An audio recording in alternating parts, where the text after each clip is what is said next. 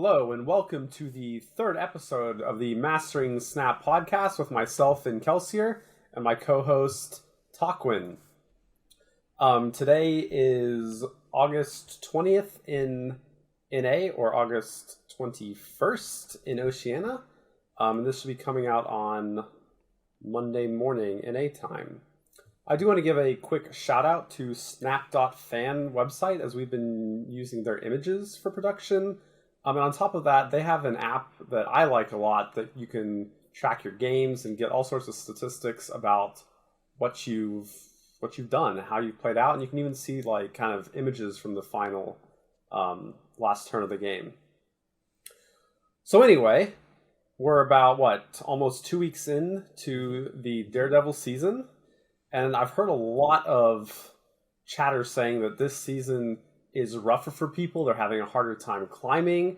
Maybe we have less bots, and that's creating that. Like, queues become closer to a zero-sum thing. Do you have any thoughts on that, Talk? Yeah, well, my season climb, I'm sure some of you know, was a little bit harder. It did take me a little bit longer to hit Infinite this season.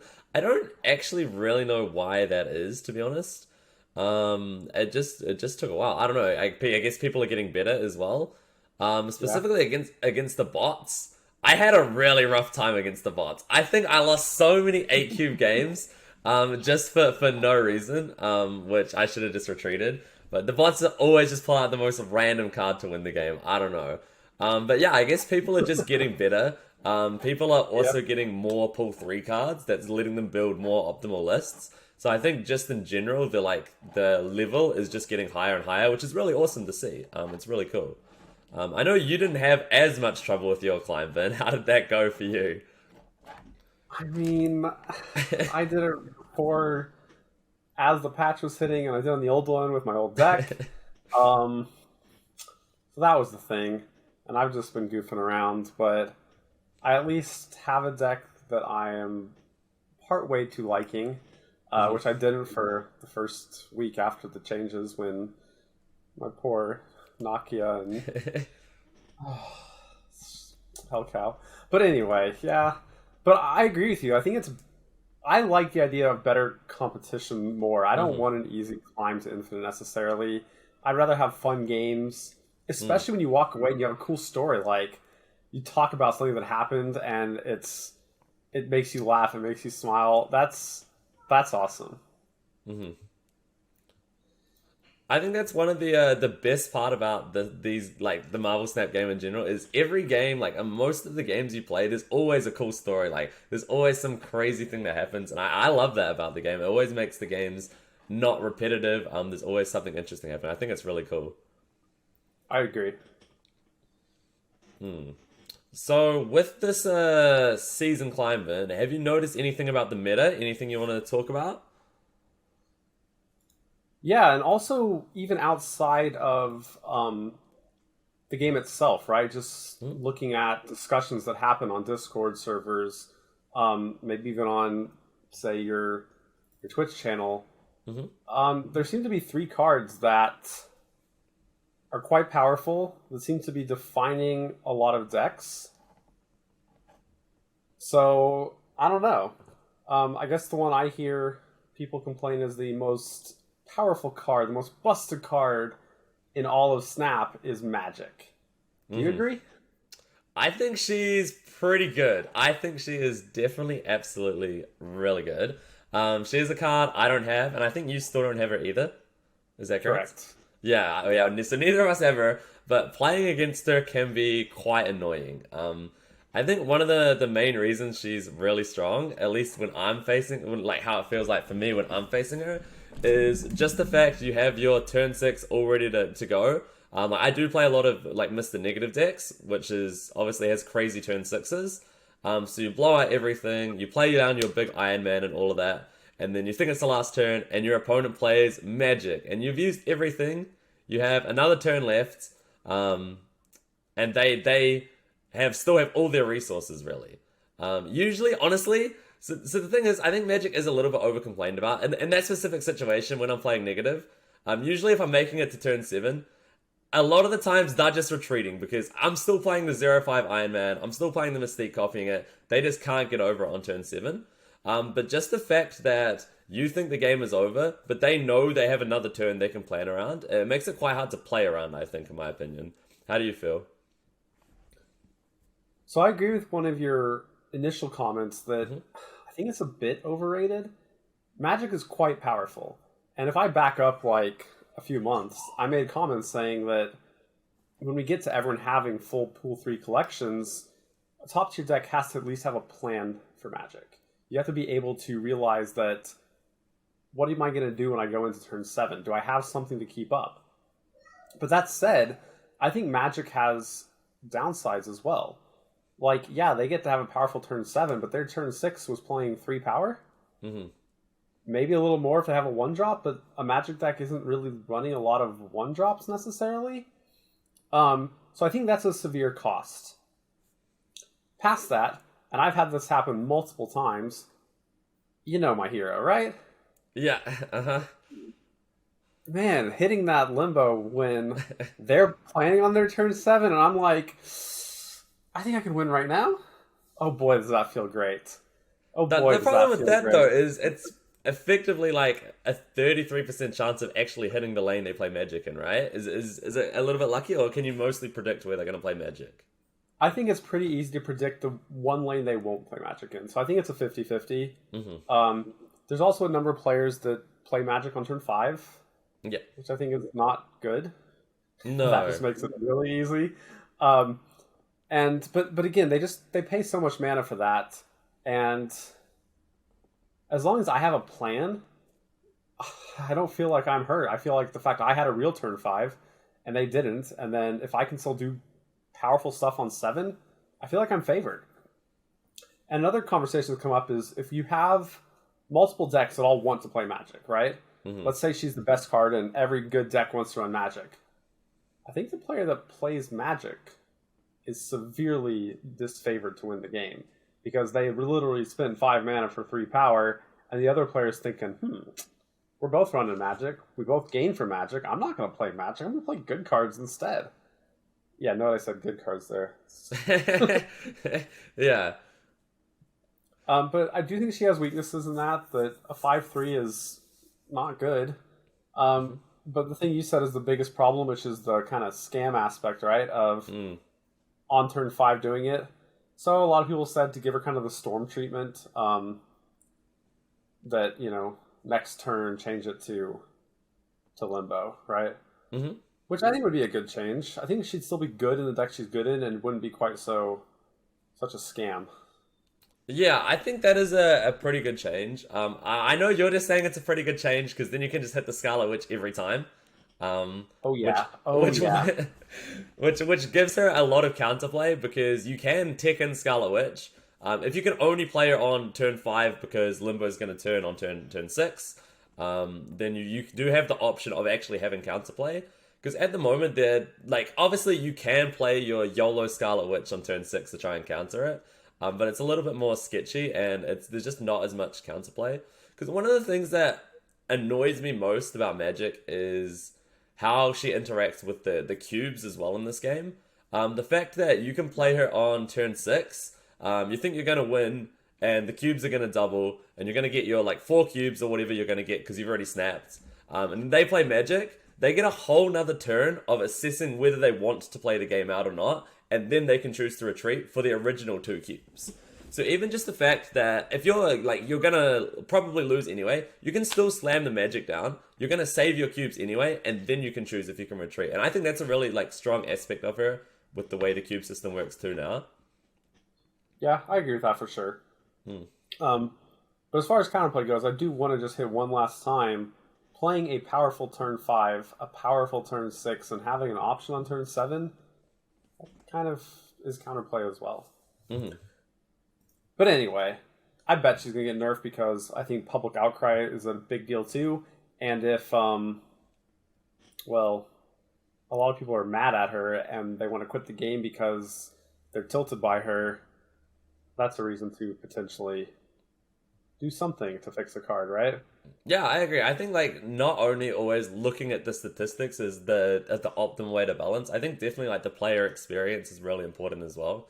And if everyone is like, it really depends because obviously it's like the like what is it, the silent majority or whatever it's called that complains the most about it.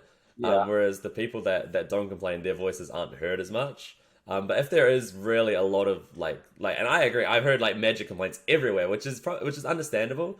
So it could be worth it to change it just for how the players experience the game, rather than based on statistics anyway.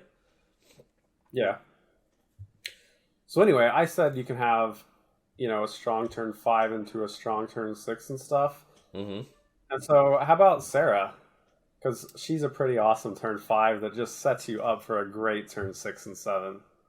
Yeah, I haven't really played too much of like the traditional Sarah decks that you're probably talking about. I did originally have her in a version. I played it ages ago. I did play it in Mr. Negative. Wasn't that one of our first like real interactions? That was? I had this cool Sarah deck, and you had Sarah, and I was like, "You got to try this." And then you went and tried it on stream, and it was awesome. Yeah, that actually feels like ages ago. And I played it a bit on stream, but I honestly never really got the hang of the deck 100%. When you were teaching it to me, it was really strong, but I played it for like a couple of days, and then it was too much math, and I gave up on it. But it was a really strong deck. I think that deck actually like defined the meta for a while as well when it came out. I think that deck was really cool. That was just something like it just came out of nowhere from how it was. Because obviously for that deck, for those of you guys don't know, and how most Sarah decks work, the idea is you just play your Sarah on turn 5, and then you play a lot of like 2-drops that cost 1 because Sarah reduces the power of them on turn 6. You play reactively to where your opponent have played their lanes, and you just dump your hand. And it's really good. And Sarah is definitely seeing a lot of play right now. But I know you've used Sarah a lot recently, right, Vin? Yeah, and we'll get into that here in a bit. Mm-hmm. But I guess my thought or my question for you is, do you think Sarah needs a nerf? Do you think she's all right? She's definitely strong. Yeah. I'll grant that.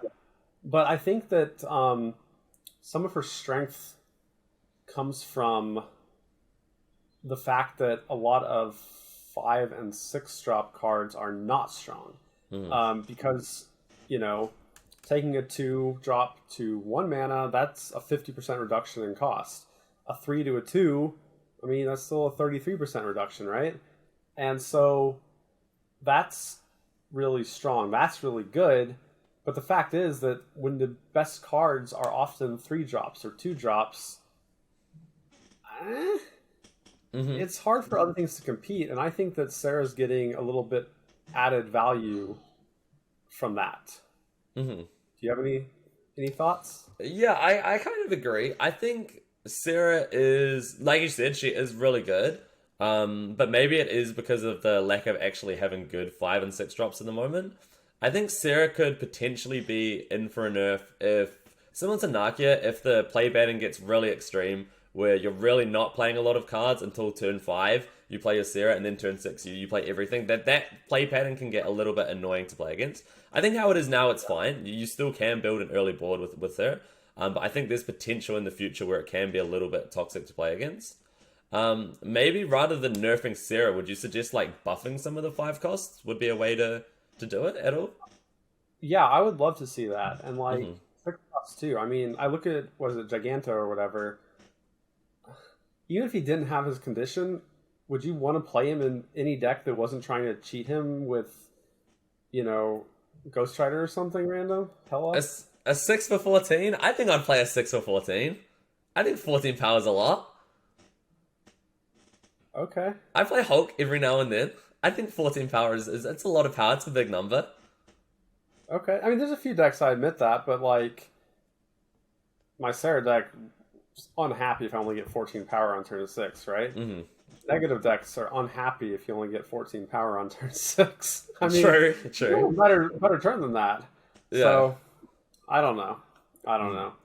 But speaking of negative decks, I guess that's the third card that's on this list that, we talked about a while ago, that it's maybe going to constrain design space because we can't nerf cards by making them 0 power, because negative's just like, oh yeah, I love that. And negative seems to have multiple options these days. So what are your thoughts on on negative?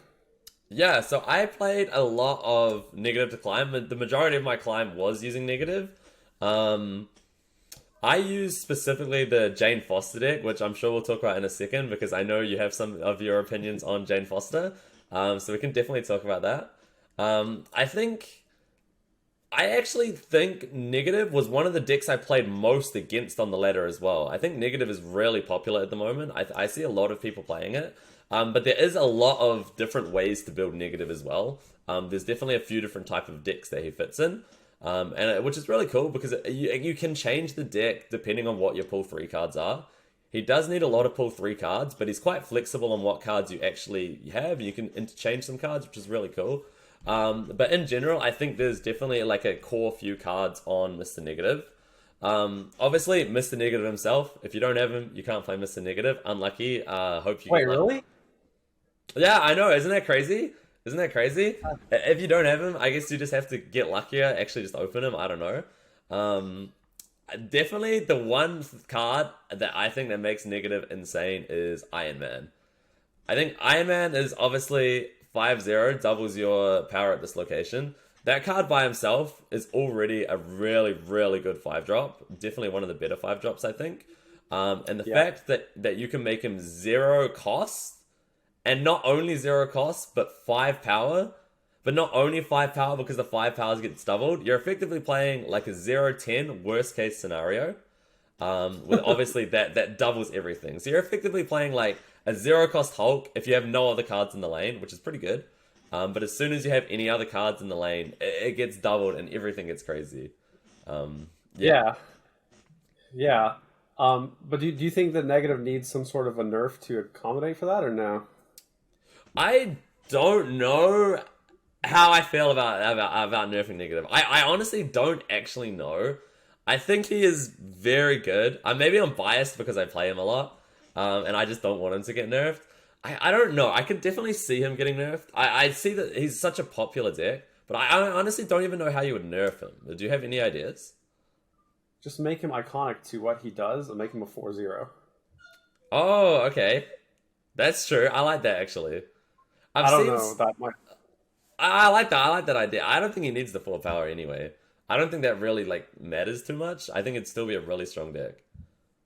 I like it because it would be like poetic in a way that yeah. You know, he is what he is there. I've seen some people also suggest that you only make Negative, like he can only draw 2 negative cards. How do you feel about that?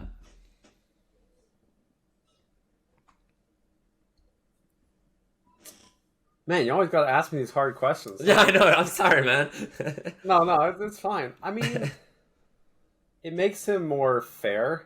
It also makes him more high rolly. When you say you can only draw, you mean like you can only, after you draw 2, everything else reverts? Yeah. Like the next 2 cards you draw? Yeah. Maybe I like that, honestly, because that's kind of where he is naturally. You know, you play him on 4, you draw 5, 6. You could make him the next 3, but based on like the Nokia nerf, next 2 sounds good. Yeah.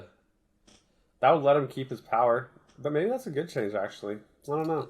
Yeah, I'm not sure how I feel about that one, but that is a way I can definitely see it going potentially. Yeah. Is there anything you want to say on Negative, Ben? Well, so that is our main topic for today. Is we're going to go into some different Negative decks. You already touched on our first point. Is this core? The cards that, at least for everything we're talking about today, we have 3 cards in every single version of the deck. Just put them in there. One was the obvious Mr. Negative. 2, you already touched on Iron Man. And the third one being a pool 3 card, unfortunately, but Mystique. Mystique only in there because you just won another Iron Man? Yes. There's a few, she's good in copying anything, but copying Iron Man is literally just a win condition on its own. Just the fact that you have that option in the deck, it's worth it. Especially when she's negative, she becomes a 0/3, which like we said with Iron Man as well, she's effectively just a 0/6 if you play her by herself with the option to double everything. So I think she's really crazy. I would consider her a staple in negative, But would you play negative if you didn't have Mystique from your pull 3 bin? Would I play it? Sure. You talked on before. A lot of people are playing it. You run into it a lot. It's a cool, fun deck because it does something really different, right? Yes. And so that is fun. That's what we're here for, is to have fun and do crazy cool things. So would I play Mr.Negative without Mystique?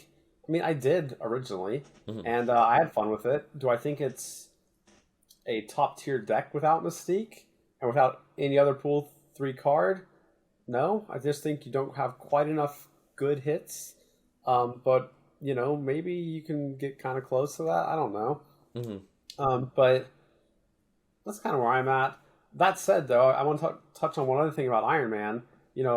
He's awesome when he gets negatives, right? We all agree on that. Yeah. But you even touched on this before. You didn't really focus on it much. You kind of just skipped over it. You said it and went on. At 5 mana, he is still a good card, right? Yes. 5 mana, double your power, Maybe you have like a 14, 15 point lane. That's a 5-15. That's better than your Giganto that you're happy to play. So Mystique copying it, even if she's not inverted, that's still a 3 double your Blaine, which is quite good. Yeah. But yeah, she is definitely like core for all these negative lists just because she is that good. And then past that, once you have her, I think virtually every negative list wants to have at least 1 or 2 other ongoings, just in case you don't draw Iron Man, right? Yeah, I agree. I think as long as you have 1 or 2 other targets, she's okay. Obviously, you always want to be copying the Iron Man, but sometimes you do get the games where you don't draw Iron Man. So just making her so she's not a dead card, like she can copy like a Devil Dinosaur for sure, can be quite good. It gives you another route in that game. You can go especially if you don't hit your negative, you can go like Dino and a Mystique, and play the game a little bit differently like that. Yeah, for sure. I have one question though. So that was the 3 cards that we considered core. So you don't consider Psylocke core at all for Mr. Negative? No, I don't. I really don't. I know a lot of people do.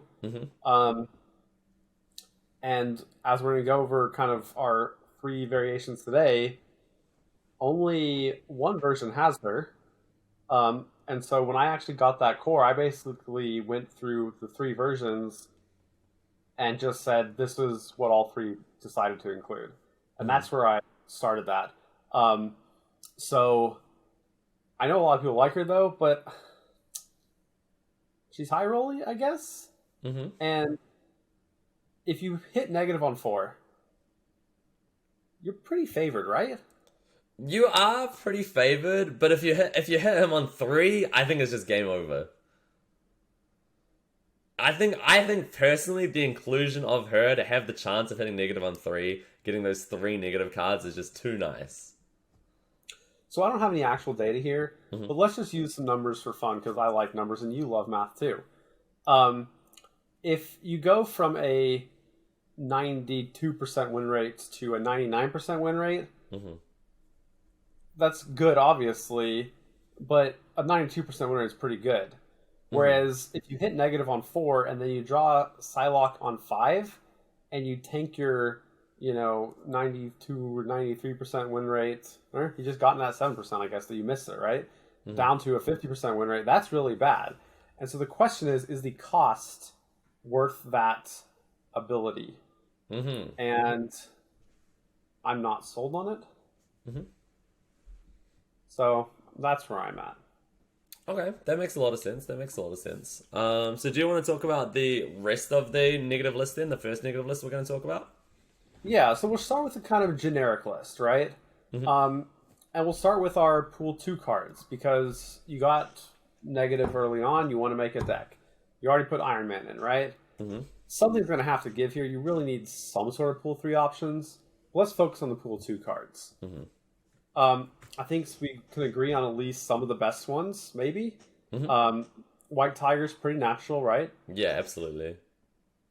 5/1 becomes a 1/5. Summons 7 power on top of that. That's great. And it is playable for 5. Wolfsbane, also I think a pretty natural. She's a 3/1, becomes a 1/3. It gets +2 for each other unit in the lane on reveal, so up to +6 generally.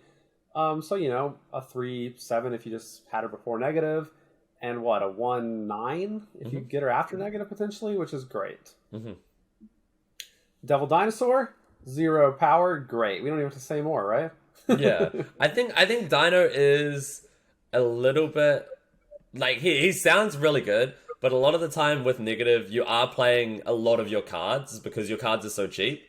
So he sounds really good in general, and he is a good card, but he's usually not like crazy like all the other Devil Dinosaurs you see in like the Moon Girl era. But he doesn't have to be a good card. Yeah. Yeah, but also when you look at the initial negative list, like you just got negatives your first pool 3, you might have some clunky cards in here that get stuck in your hand. You can't play them all. So I think it's reasonable when you're at that level to have him get a little bit of extra points from hand size. Yeah, okay, that makes sense. Yeah. And then I think a very important card, and this is going to contrast with Psylocke, kind of maybe not exactly contrast, but in the same merit of we really want to hit negative and Psylocke wants to hit it earlier. Jubilee, if you don't have negative in your hand, gives you an extra chance to hit negative on 4, and that's good. And so I think Jubilee is awesome in that deck. Also, when she's negative, she's now a 1 mana 4 power that pulls something out of your deck, maybe an Iron Man, who knows. So I think Jubilee is just critical early on. And then the one that I think I was actually one of the people that popularized is Angela, and I think a lot of people have accepted it now. Angela is an insanely powerful card to begin with. She's benefited by negative because she gets 1 extra power and 1 less cost. It's not huge. It's not what you get out of like White Tiger, but you can also just play her on 2, and you can just play things into her lane, and she still ends up being your turn 2 play and ends up as 7 power, which is great. So I think Angela is very core there, and you mentioned Psylocke. I think those two kind of fill the same slot, and if you ask me would I rather play Psylocke or Angela on 2, I think I'd rather actually play Angela on 2 more often than not, but maybe I'm wrong. And then we have Ironheart and Bishop as other cool 2 options. What are your thoughts on those 2? I think Ironheart is pretty great. She gets better with some more pull 3 support in specific. But I think by herself she's really good. I'm surprised you didn't put her in actually core.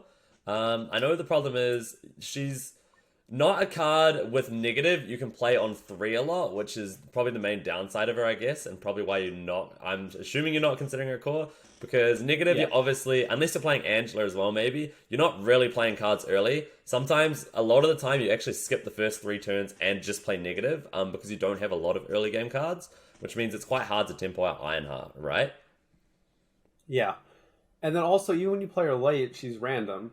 And so she gets 6 random power. If she's inverted, she's a 0/3 with the +6, which is great. Don't get me wrong. But if you have to play her for 3 on, turn 5 or 6 or whatever, it's random. And I had her in my list, which we'll get to in a bit, originally, and then just kind of ended up cutting it because I think there's better options.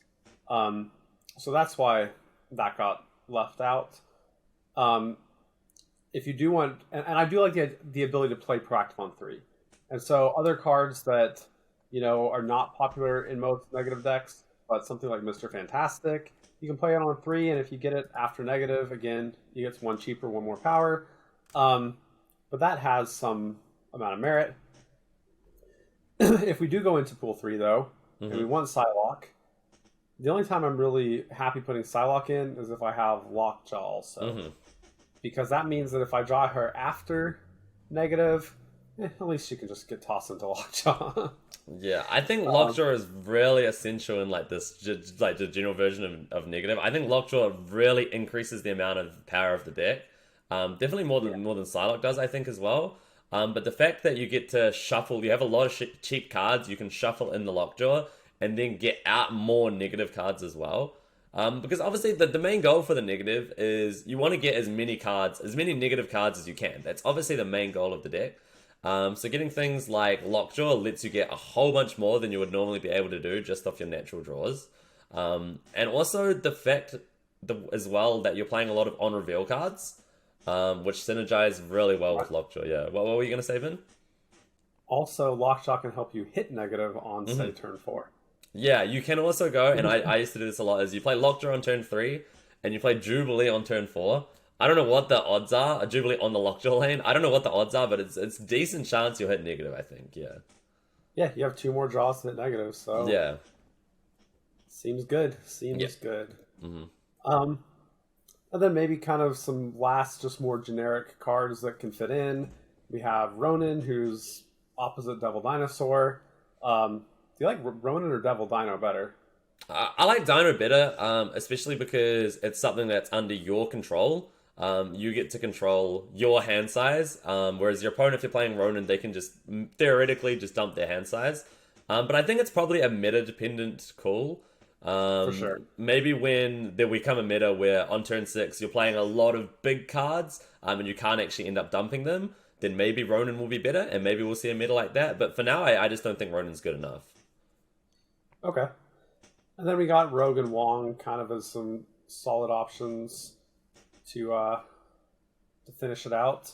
I think Rogue's actually in a really good spot right now because I think Iron Man is somewhat popular at the moment, which is Rogue's best hit, just like Mystique. Rogue and Mystique should be best buddies.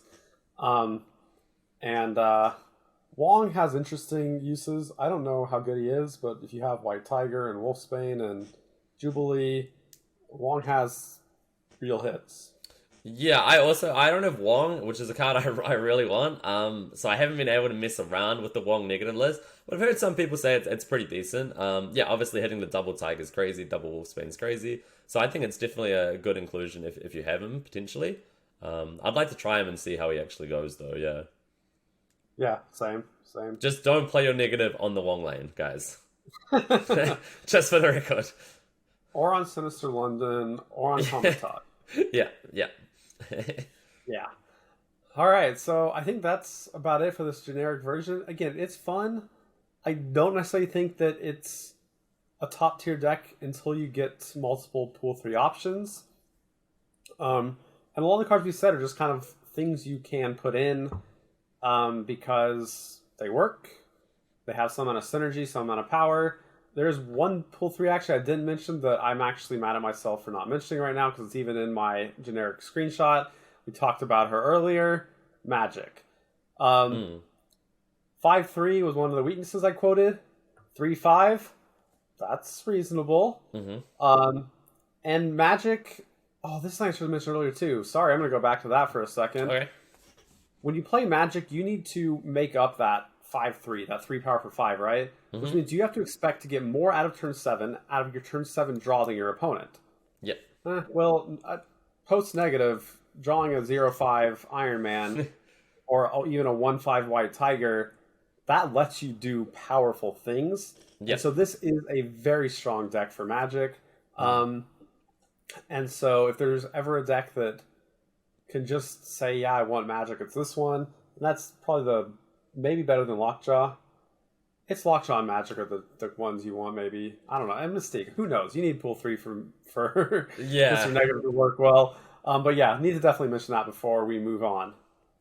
You have anything to add on that, or you want to move on to our first refined negative deck? Yeah, I think that's really all I want to say about that one. Yeah, let's move on to the first deck, which I believe we're going to be talking about the Jane Foster negative deck. Do you want to say anything about that first, then? Or do you want me to get into it? I say you can go ahead and start with it, and then I do have some questions for you. Yeah. And we'll just see where we get to. So let it rip. Okay, sick. So for you guys that don't know, probably most of you do know, Jane Foster is a 5/8, which draws all the 0-cost cards out of your deck, which does work with negative. Some people weren't sure if it did work with negative or not. They've been proven wrong. Cough, cough, Vin. Which makes sense. Like, the wording in the game is a little bit confusing when it comes to base cost versus altered cost. But in this case, it does work with the negative, which is great. At first glance, she sounds absolutely insane. and she sounds like she would be an auto-include in negative. She's not always, for reasons that I'm sure Vin will probably talk about and will want to talk about in a second. But for now, yeah. So that's the bit running. The list I have been running recently is with Jane Foster. She's a very much high roll version of negative. She's a much higher roll version than the base version. She has a higher cap. When you hit, you can go crazy, but it's a lot more inconsistent. The fact is, it can be hard to get a lot of value out of Jane Foster. A lot of the times, she only works when you actually get to draw your cards. But a lot of the times, you have quite a big hand size on negative. It's quite hard to dump your hand early. So when you play her on 5, when you haven't really played any, you've only played negative on 4 as well, you're only really drawing like 1 or 2 cards, and then you skip your turn 6 draw, so you're not really drawing many cards out of her. But a world where you go like Psylocke, the dream curve is like Psylocke on 2, into Mr.Negative on 3, and to play a card on turn 4 plus a negative card on turn 4, and to play Jane Foster on turn 5, you've effectively drawn your whole deck, basically. That's like a dream scenario, and it doesn't happen often, but when it does, you just win the game. There's just nothing they can do about it. You're guaranteed to draw your Iron Man. Another good thing about this list, which is I know is another card Vin doesn't like, is the Arnim Zola all the time. But Arnim Zola is great in this list. The fact that we were talking about before, when you have a 0-5 Iron Man, it's just crazy. The fact that you can Arnim Zola on your Iron Man and get 2 of them, it's nuts. It's nuts. Yeah. Another thing about this list, the one that I've been running, I should have said this at the very start. This list is heavily inspired and basically copy-pasted by Willow Snapping, who plays a lot of negative. He's really good at deck building. The majority of this list come from him. But we're also running Thor as well. Sometimes which is an interesting inclusion, but sometimes you don't hit your negative. So you can look to play Thor into Jane, which is also like another win condition if you don't hit negative. So there's a slightly different route you can go. The main problem with the list arises though, when you play your negative on 4, your turn 5 draw is Thor, which inverted becomes a 6-4, and your turn 6 draw is Jane Foster, which inverted becomes an 8-5. So effectively, you're pretty screwed in that situation. So a lot of this deck, you do have to retreat quite often. But a lot of the times, you just win a big amount of cubes. You win 4 cubes, you win 8 cubes a lot of the time, which makes up for it. Do you want to say anything on that, Vin? I have a lot to say, I think. Yeah, okay. That's a good discussion. Yeah. Glossed over, I think, an important feature of the deck is how you built it, which I hate, for the record. Okay, sure. You put everything that has 0 power in, right? Yes. Adam Warlock, Ironheart, Morph, Double Dinosaur, Taskmaster, Arnim Zola. And then past that, you say that you get 8 cubes a lot. Yeah, I will say that if you negative into Jane, aren't I just giving you your 2 cubes at that point? Yeah, a lot of the time. So with this deck as well, you do have to snap early. Like if you have Psylocke, negative, and Jane in hand, you really just snap early. Because a lot of the times the opponent will retreat on turn 2, which is on like turn 3 when you play your negative or when you play your Jane, which I think is definitely correct. If someone goes Psylocke into negative into Jane, I think you honestly should definitely retreat. And I think it might be, at the moment, it could be a function of people not exactly understanding how much the deck can output. Why they're not retreating, they're being a bit more greedy and staying in the game. I think when players maybe get a bit better and more familiar, they might start retreating more. But honestly, a lot of the time, players do stay into turn 6, at least from my experience. Maybe not when you have like exactly Psylocke into negative into Jane Foster, but I have found a lot of people staying into turn 6, so it hasn't been as much of an issue, yeah. Well, let's pause on retreating. If you snap on turn 2, I get to stay till turn 5 no matter what. I don't have to retreat unless I... Yeah, okay. And as far as whether people stay or retreat, like, past Infinite, I almost never retreat. Yeah. Because I just don't care. So, I don't know. It's interesting what would happen if we went competitive. Yeah. But I know I've watched you stream, and I've watched you have cool high roller games, Yeah. and there's definitely some interesting things about play order with Zola that's inverted and stuff. So I like that part of the deck. But like Adam Warlock is Okay, so I know what you're thinking with the Adam Warlock, but one thing to consider with Adam Warlock is the fact that, like we were saying before, with negative, a lot of the times you hold your hand on turn on. You have a lot of cards in your hand before you play the Janes, which is not drawing a lot of cards. Which often means, like, on turn 3, you do have to tempo out an Ironheart or, like, a Mystique just so you can get the extra card draw. But having Adam Warlock in the 2-drop slot, you can also just play him on 2. And I think it's actually just fine. It gives you another card to potentially draw from Jane, another slot in your hand. But it also Angela. Hey? Why not Angela? You can play Angela as well, I guess. But obviously, the idea of the deck is just to actually optimize as much value from Jane Foster as you can. Maybe it's not correct. Maybe it's too all in on the Jane Foster synergy. But literally, like, even just drawing like 5 cards, like drawing Adam Warlock as a 0/2, getting an extra card also gives you an extra Devil Dinosaur proc, which can matter sometimes. I think it's actually pretty underrated. But maybe the deck is too all in on the Jane Foster synergy. I can see that, but yeah. Okay. Mm-hmm. And not Jane, but normal Thor. Yeah. You said it's an extra win con. You Yes. really feel that way? So yeah, honestly, sometimes you don't hit negative, right? And this is like an interesting thing. If you don't hit negative, a lot of the times you might just have to retreat, right? And this is kind of like what you said with the Psylocke. The Psylocke argument is playing this Thor, it might stop your high rolls, but is it going to give the deck a little bit more consistency that increases your win rate enough? Or is it going to drop the win rate by too much? Like, similar to your Psylocke argument. Does that make sense? Yeah, but Yeah. past win rate we have cube rate, right? Mm-hmm. And so I guess my question is, when you do go with your alternate win con Thor, Mm-hmm. do you not ever end up like, oh, I got this, and you go into an 8 cube turn 6, and then Thor wasn't quite strong enough? Because even if you win a little bit more, if you're not quite favored enough to actually call that 8 cubes, and you do, isn't that a negative? No pun intended. Yeah, it could be. There also is like I think Arnim Zola on Thor is something that's caught a lot of people out as well. That can win the 8-cube games. I think a lot of people don't expect that either. So you can still get some surprise wins. Like, he is a 4/12, which the downside of Thor as well is the fact that you have to draw the Mjolnir. You're effectively losing a draw, which sucks, right? But if you're also playing Jane Foster, you're not actually losing that draw as such either. So just because Jane is in the deck, I think Thor is okay. And the fact that you can Zola him as well for surprise is pretty good. But I could see him being cut as well. Okay. I do think this is an interesting idea, at least.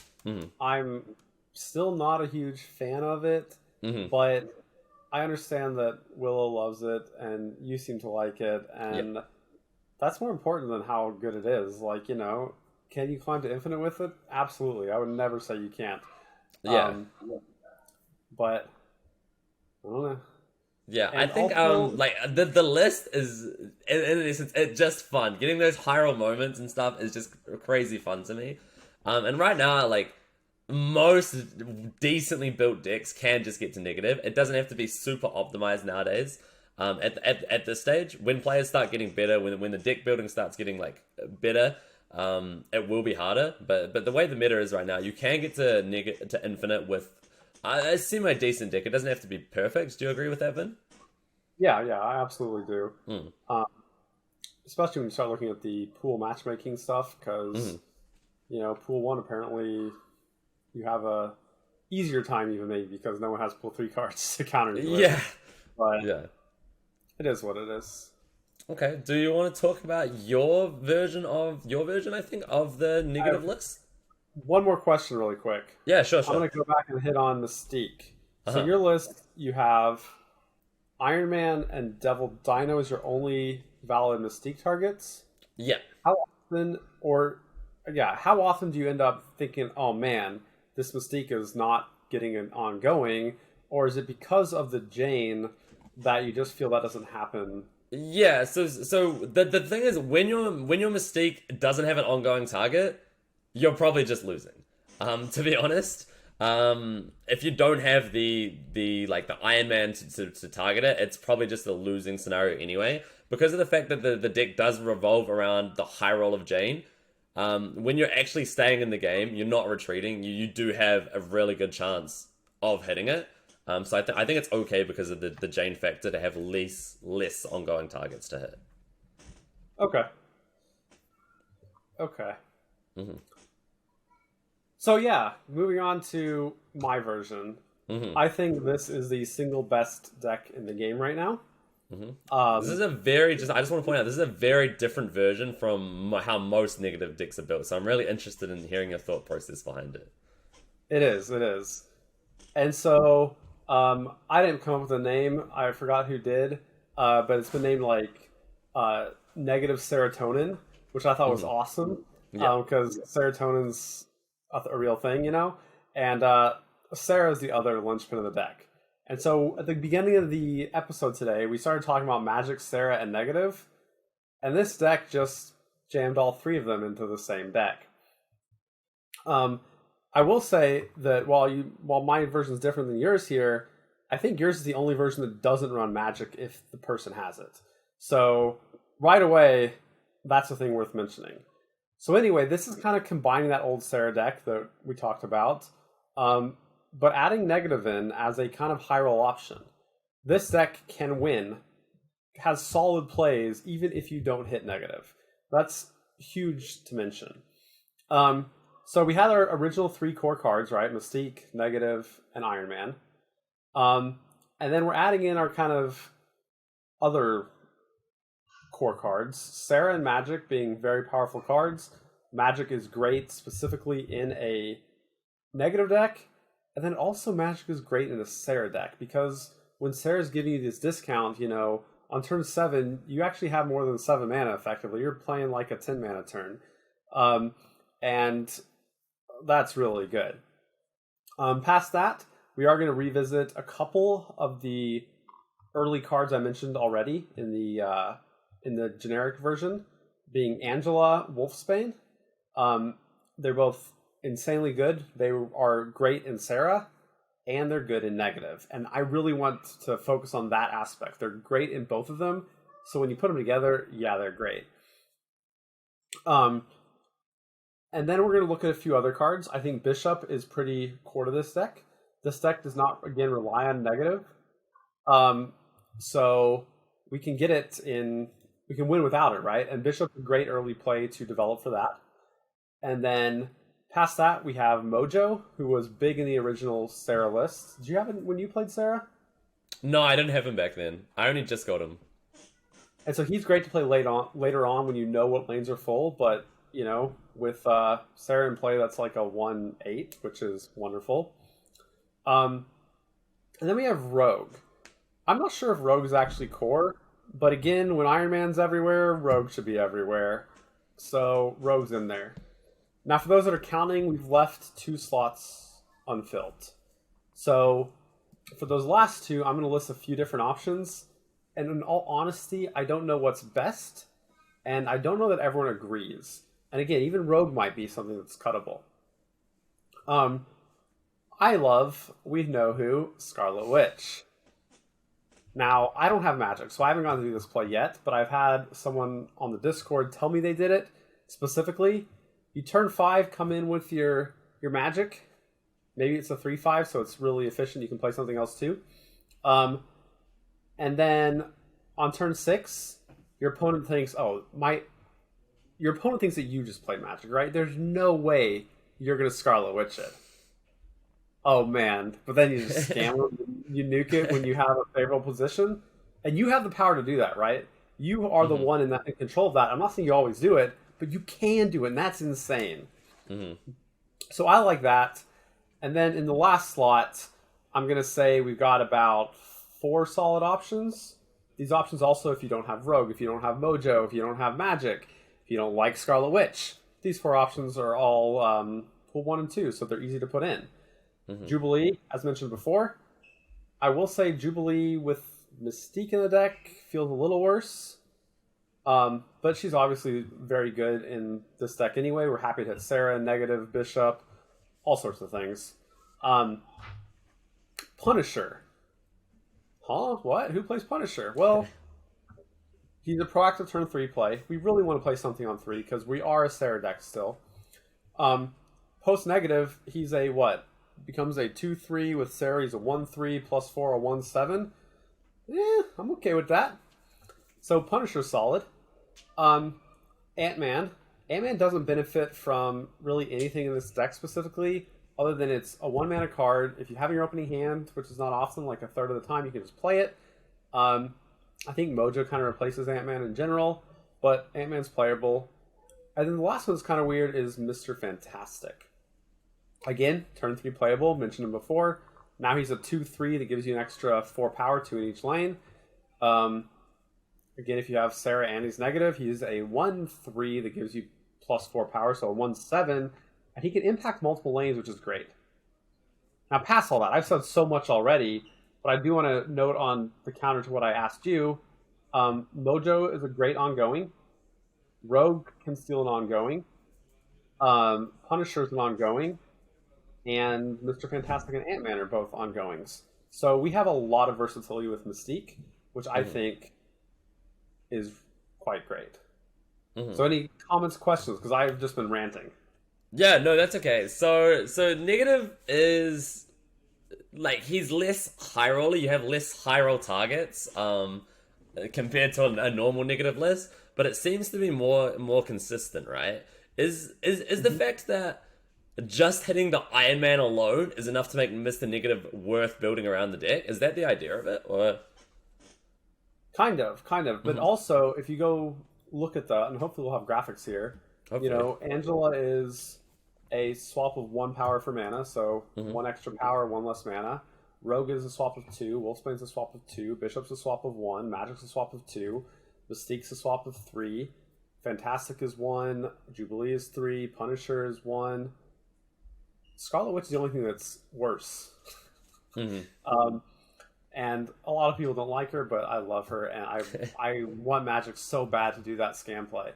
Yeah. But yeah, but that very much is a real thing, that Iron Man is just good enough, but everything gains some value. And when we started building a new Sarah list, we had what's her name, Rescue in that slot. Yeah. And Mr. Negative is just better than Rescue is what it comes down to.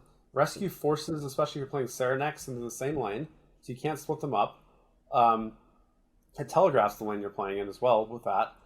And like Rescue's +5 power, when you draw 2 cards off of Mr. Negative, you play them on 4, you can probably get more than 5 power when you account for both the mana and the power. If you count mana's worth 1 and power's worth 1, you know, you draw 2 cards and you're getting about 4 power/mana worth of discounts. And then you have the high roll options on Iron Man, Mystique, Magic, Rogue, where it's more than that. Past that, and this thing I always like, and we kind of talked in our first episode, I believe, about how connected things are. Sarah, if you miss Negative, you have Sarah on 5, that allows you to Iron Man Mystique on 6. Because that's 4/2 with Sarah in play. And I think that's a very important thing worth mentioning. That you can still double Iron Man on 6 if that's what you need to do. And that is a nice overlap between what Negative is looking to do and what Sarah is looking to do. So on that note of Sarah on 5 and then a specific play on turn 6, I've seen a line where you go Sarah on turn 5, and then you go Mystique on the Sarah, and then you go Magic on turn 6. Is that overkill in this list, or do you think that's still really good? Because there is a lot of 3-drops in there, right? So I'll be honest, I have not done the math on it, and it's surely going to be hand dependent. You know, if you drew Iron Man in your opening hand, so he's actually a 5, that gets a lot stronger, right? If you... I don't know. Like, if you had Magic, I guess, is 5 mana too. Is that what we're... Yeah, because then we're doing 4/2. So if you have Magic at 5 and Iron Man both at 5, in your opening hand or before you negatived them, then that gets significantly stronger because you want to play them both, and you might need Mystique to be able to play it all out. On the other hand, if your opening hand allowed you to play Angela and play Bishop, and you don't have these expensive things, maybe you have a Mojo sitting in there, you just got to play it by ear. You got to think of what's left in my deck. How much does it cost? After Negative's already been played, that is. And, what happens if I Magic and plan to Iron Man Mystique next turn?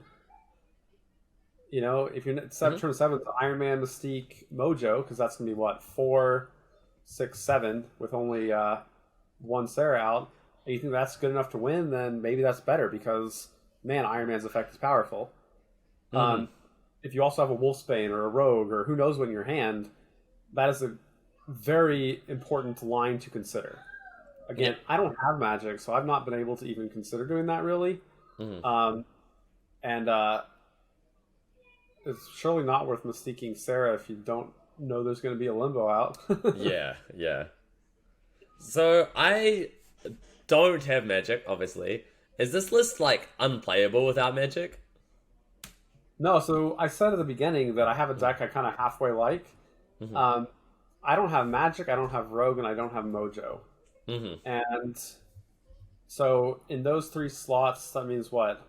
I'm basically running Ant-Man, Punisher, Jubilee, Mr. Fantastic, and Scarlet Witch. So that's perfectly all the cards I mentioned thus far. It's just don't have Mojo, Rogue, or Magic. And I'm having a lot of fun with the list. You mentioned sniping a Limbo with the Scarlet Witch when it's played on turn 6. I've done that two or three times this past few days since the reset or whatever, the weekly reset. And I've also gotten to just nuke a Limbo that someone played Magic on turn 5, and it felt great. Actually, that game was hilarious. They played Magic, and I was like, oh, that's awesome. My deck benefits so much from it. And then I looked at it, and I was like, wait a second. If I just nuke that, I think I just win 100% on turn 6. Yeah. So despite being thrilled about getting my turn 7, I still got rid of it. Yeah. And I don't know, man. It did mean I didn't get my extra double because I nuked it on turn 6, right? Yeah. So we had both snapped, and so it was a 4-point game. Not that I care about cubes, but it's worth mentioning that did cost me 4 cubes. But it was just 100% guarantee win. And I think my turn 6 that time, Sarah was obviously in play, what was it? It was... I don't remember. It was something with an Iron Man, a Mystique, and a Scarlet Witch. So, yeah. Okay, that's okay. That's everything I have to ask about your list. Is there anything else you want to say about it? I'm scared they're gonna nerf all my cards I like. Yeah, it looks like... Okay, I do want to say, from the the overview of this list, it looks like you jammed every card that's OP and you put it in one deck. That's honestly what it looks like. I'm sure there's an OP card I didn't jam in here. Yeah, maybe there's one. Maybe there's one. Oh no, now I gotta think of what OP cards there are that I didn't jam in here. Oh no. Oh no. Okay, maybe that's what happened. Yeah, that's yeah. Not that it's a bad thing, but Oh no. Okay, that's what Sarah enables, right? Yeah. Well, I mean, Wave of Death is supposedly OP. I'm putting it on I suppose. Man, that was a harsh accusation there. No, I'm just saying. Cool. No, is there anything else you want to say then? No, I think that's about it. I think this is the best deck in the format right now. So we can all shed a tear when they nerf something. So do you have any closing thoughts about your Twitch plans? I don't know what. Yeah, I don't know. Same old. Come check me out. Twitch.tv/Talkwyn. I think it'll be linked down below. I also have a Twitter, so check me out. I stream 6 days a week. I'll probably be live when this goes up anyway. Yeah, that's about it. What do you want to say, Vin? Um, yeah, so you can check my Twitter, Vin Kelsier, same thing. I now actually have a plan on Twitch, whereas the past I've said, yeah, I don't really do anything. It's not 6 days a week; it's one day a week. If you add those together, that's a whole week. Um, so on Wednesday evenings in A time, 8:30 p.m. Eastern, Kanye Best and myself are doing a joint stream on my channel where we basically do a kind of deck building thing for viewers. You come over with your pool 3 cards you've opened, you give us an image, you need to make that image, and then we sit there and we build what we think, would be awesome to do with this list. Mm-hmm. If you want to give us some sort of stipulations, go for it. Sometimes if you have a Dracula, we might say, yeah, you got like 15 pool 3 cards, but the Dracula pool 2 list is going to be the best thing we think you can do.